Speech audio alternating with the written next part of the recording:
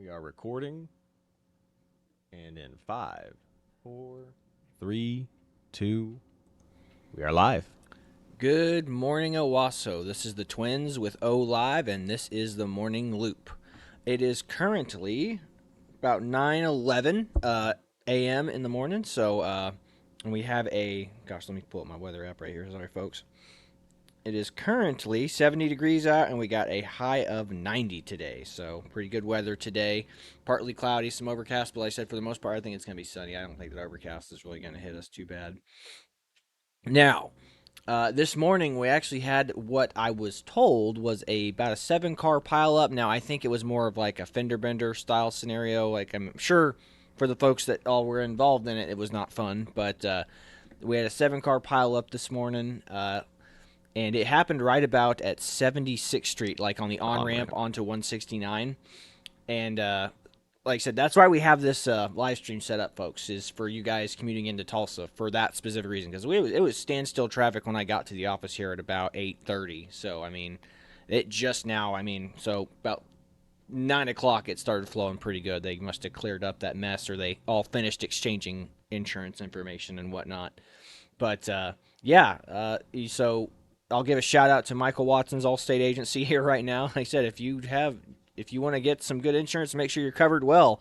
I suggest you give us a call over there at 918-272-1000 and get a good quote. But again, that's why this live stream is set up. It is set up for you guys to adjust your route accordingly based on those traffic conditions, because it was bad at 8:30 this morning. Whenever I was pulling in, it was so bad. 86th Street traffic was.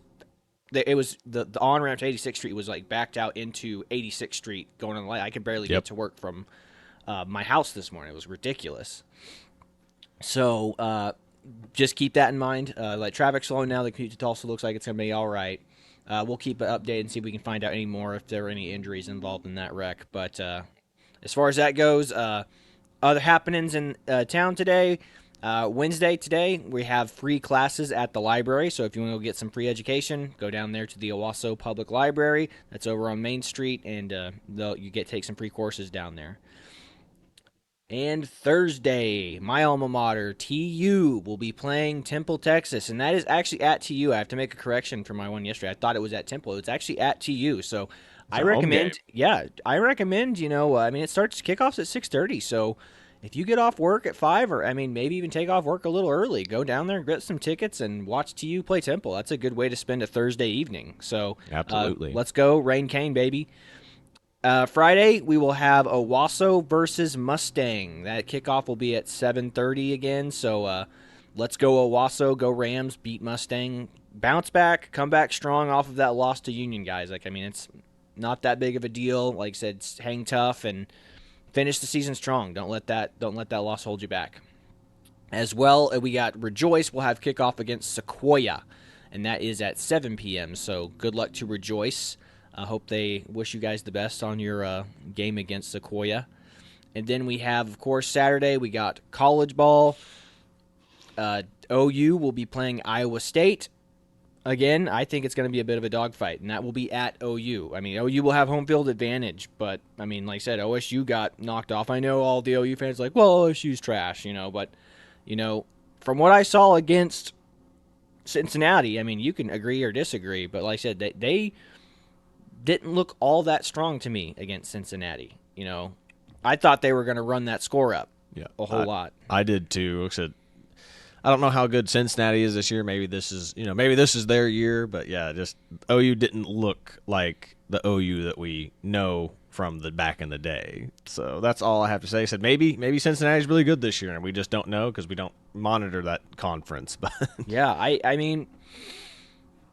hopefully they start firing on all cylinders, at OU. But I think it will be a dogfight for them. They have home field advantage, so that will help them out quite a bit. That's playing in Sooner Stadium is no joke. Like whenever I was at TU, we would hear whenever TU played OU at OU, they would just play crowd noise over the speakers on the football field just to get the guys prepped for how loud it is at OU. So, you guys you have a great home field advantage. You have great fans at OU. They are loud, obnoxious, noisy. They're literally, it's like, I would compare them to the 12th man at Texas A&M. I mean, the crowd really is a huge factor in the games, as well as it is for any things. But like, I mean, for a small market team like TU, not a not an issue. Like, I mean, like the crowd doesn't get that loud at TU, but I mean, there's only about a couple thousand people in the stand in any TU game,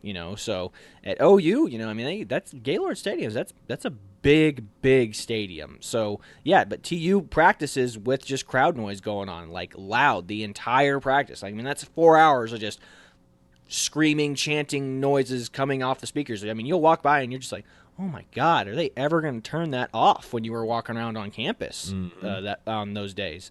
But yeah, no, I mean, efficient way to make them practice. But like I said, I mean, sure, it helps, at least the quarterbacks with snaps and cadences. As far as helping everybody else, I'm not sure because any adjustments that need to be made on the line is definitely something. Yeah, absolutely. But I mean, has it ever helped TU win a game? I'm not sure because they've never. As long as I was 10 years there, that we never beat OU. But I remember talking to a guy. It was a freshman that came in, and when I was a freshman, and we had an intro class there at TU together, and he came back after they lost to OU real bad, and he was the return man, and he was telling me, he goes, I got that ball, and I was like, man, I'm gonna take this one to the house, and then as soon as I started running the ball, he was like, one of those guys on OU was like, no, you ain't.